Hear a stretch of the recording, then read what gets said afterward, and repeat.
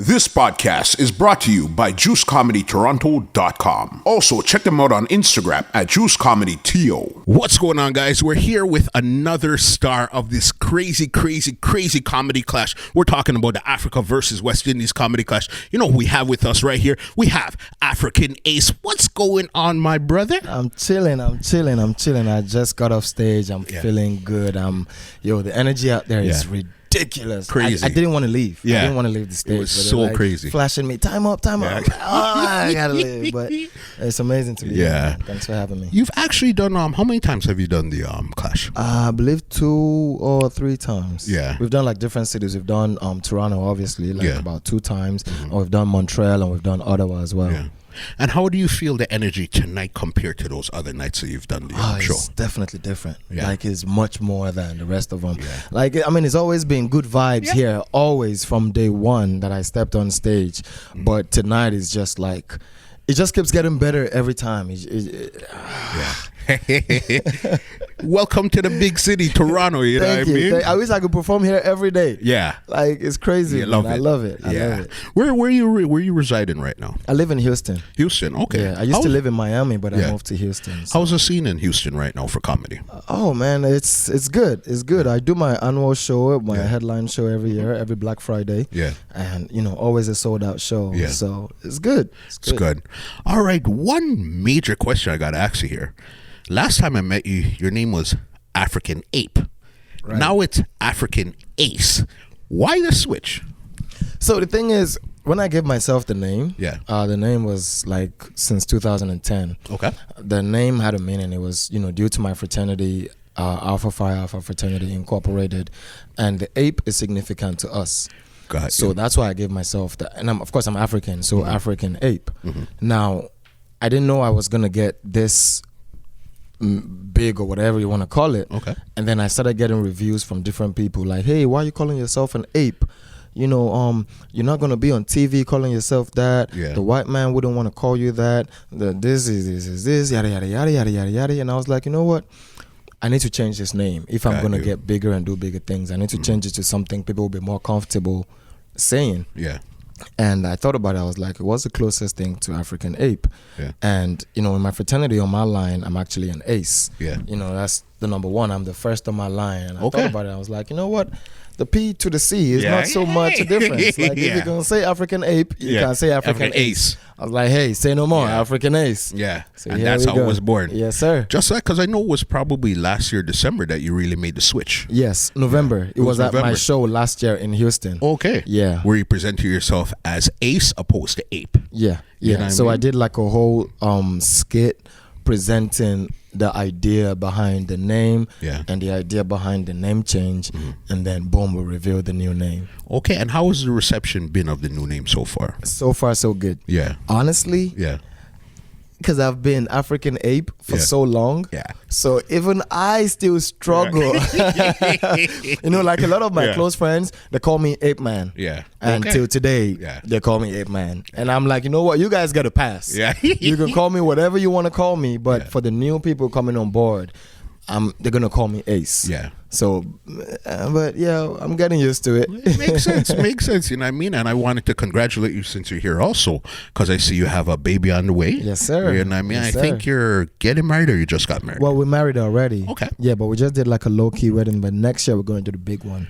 Got you. Yeah. And how's family life right now? So far, so good. I'm loving it. I'm loving it. It's hard. I guess it's hard when you're really traveling and doing a lot of shows. You got to be away from your wife and stuff like that. So it has its ups and it has its downs. Absolutely. But the good thing about my wife is she's been there from day one. Okay. So she totally, she was there from when I was just dummy. Yeah.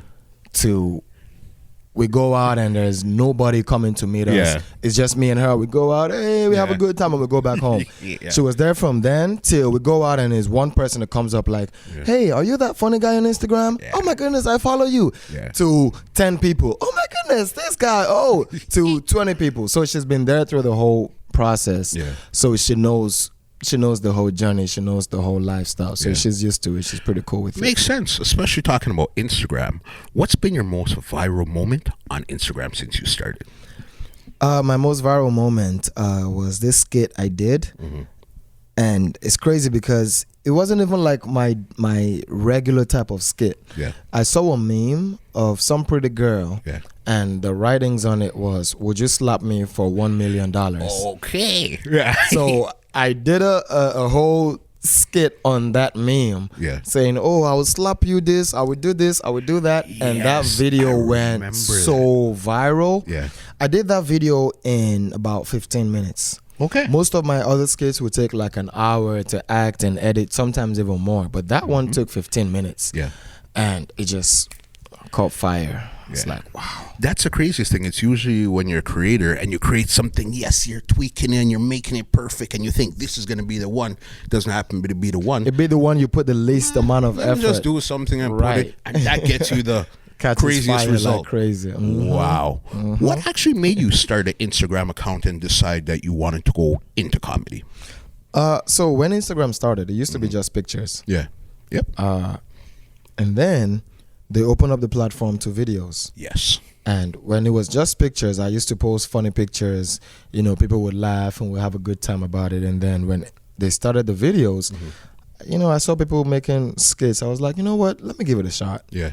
And then I tried my first skit, and the reception was insane. Like, they loved it. I was like, ooh, this feels good. Okay. So I did another one, and ooh, this feels even better. And here we are now. Yeah. And when did you get onto Instagram? I got on Instagram maybe like 2011. Okay. But the videos started like 2013. 2013, eh? Yeah. So it's been a hot minute, because we're going into 2020 right now. So that's a good 7 years. Yes, sir. Wow.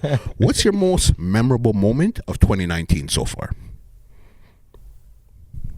Most memorable moment of 2019 will be when I found out my wife and I were having a baby. Yeah. That was beautiful. For sure. You know, that was something that we had worked towards, we had prayed for.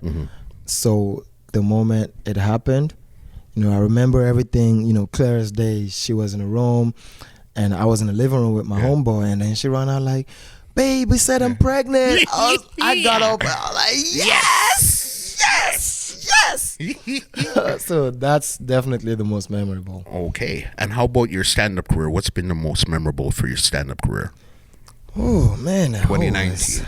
We're going to compress it to 2019. 2019, definitely my show in Houston, my headline. The Evolution show. African Ace, The Evolution. Yes, sir. Because what happens is, in the past, I've done it since 2017. Okay. Now, I do the show myself. I partner with my boys in Houston, Shepherd Nights Entertainment. But I'm a perfectionist. So when I do my show, I'm worried about A, B, C, D, E, F. Sure. Even though my guys are taking care of it, I still want to, you know, be on top of it. So what has happened in the past is me worrying about everything else, it affects my performance on stage when I eventually get on stage. You know, so last year I was like, you know what? I'm going to try to not worry about other things. And that worked out better. So this year I was like, I'm not going to worry about anything. I'm just going to focus on my comedy, go on stage and kill it. Yeah. And this year was literally the best year so far. Yeah. I got on stage and I killed it from first second till the very last second, and definitely amazing. Because it's like now you get to be the pure talent instead of being half talent, half businessman. Absolutely. 100% talent I get to put into my craft. Yep. And you get to work it. Yep. You know what I mean? Mm-hmm. What has been the most challenging aspect of your career so far, and how have you overcome it? The most challenging part has always been, because I play female characters as well. Yeah. You know, I put on the wigs and, you know, play the African mom, you know, tie the rapa, and put the gilly. Right. So, of course, you know, as people would say, oh, you're playing female characters. Oh, you're this, you're that, you're this, that, and the third, yada, yada, yada. Oh, it's 2019. You can't be funny without being a female character. But I have several characters. I have several male characters that still bring out the humor and people still laugh. You know, so that has been the most challenging part, just trying to tune out the negative, the naysayers and the haters. You know what I'm saying? I'm like, hey, we have so many people that have played female characters, and I'm 100% extremely comfortable with my sexuality. For you to have a problem with what I'm doing, it means you're not really sure about your sexuality. Yeah, because I don't have the problem. What I eat don't make you Yeah. You know what I'm saying? Makes sense. You know, I mean, definitely makes sense. You say you have characters. How many characters do you have in rotation right now? Well, the main characters are... Well, I have 5 main characters. Okay. Actually more. Yeah. Because I have the African dad, the African mom, the African boy, the African girl. And I have the American mom, the American dad, the American boy, and the American girl. Yeah. So yeah, we're looking at about like 8 or something. So. Wow. You know, and then every now and then, I have other characters that come in once in a while. So about 10. About 10. Slack. But steady rotation, about 5 for the most part. Makes sense. What part of Africa are you representing? Nigeria. The green, white, green, baby. Green, white, so green. let me ask you then. I gotta ask you, who has the better jollof rice? Is it interview over? Interview. If you gotta ask me that, it means you already know Nigerian jollof is better than Ghanaian jollof. Yeah. It's no competition. Yeah. There is no competition. Niger jollof all the way. Come on now. Come on. 100% agree. I got you 100%. The floor is yours right now. Before I get you out here, anything you want to say, any special message, leave your contact, everything. The floor is yours right now. Right. I just want to say to all my supporters, I don't like calling them fans. Yeah. I call them my supporters, my family. To all you guys that have supported me from day one, I want to say big thank you so much. Keep supporting me. I'm going to keep making you proud and keep making you laugh. And you can follow me on social media. All my social media is African Ace. But since I'm so special, I spell mine with a twist. So it's APHRICANACE.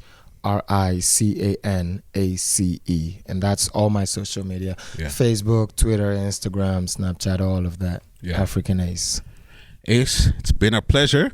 Can't wait to see you back in the city, because every time you come, you always bring the heat. I'm going to come do my show here very soon, like my headline show, because I've taken it on the road. Last year I did Miami in March, sold out show, and then I went back to the default, November, Black Friday. So 2020, Toronto is on my list. All right, we're looking at you. Heard it from him here, right here, exclusive on the Entertainment Report. So yeah, we're gonna look out for 2020, because so many great things are happening in 2020. Absolutely. Before we go, who's winning the cup tonight? Is he serious? I'm dead serious. I'm very serious. Drops mic. Of course, Team Africa, man. Come on, man. Just of course, Team Africa. Got you, brother. All right. Thank you so again. much for having me. Been a pleasure. I appreciate no problem. It. All right. All mine. Shout out. Big up yourself. Good. Bless. This podcast is brought to you by www.twolinesmusica.com.